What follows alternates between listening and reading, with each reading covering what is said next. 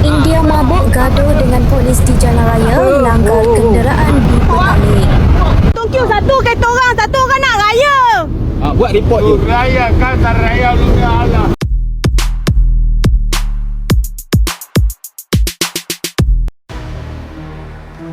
Seorang pemandu dipercayai berbangsa India yang sedang mabuk dirakam melakukan kekasaran terhadap seorang anggota polis trafik di atas jalan raya. Kejadian yang berlaku di persimpangan lampu isyarat berhadapan Balai Polis Petaling itu berpunca apabila pemandu mabuk itu melanggar sebuah kereta milik seorang wanita. Wanita terbabit kemudian meminta bantuan seorang anggota polis trafik yang melalui jalan tersebut.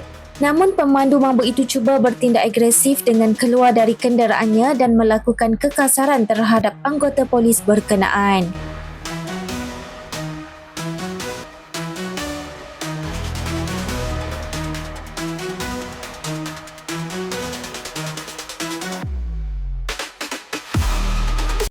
Pergi buat report.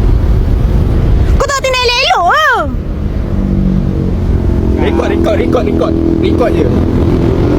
Dia mabuk, dia potong queue. Kau tunggu satu kereta orang, satu orang nak raya. Buat report je. Raya kan tak raya lu ya Allah. Kereta ni. Alah, dia dah kat dalam sekejap lagi. Tengoklah, merayu nanti. Dah jom dia.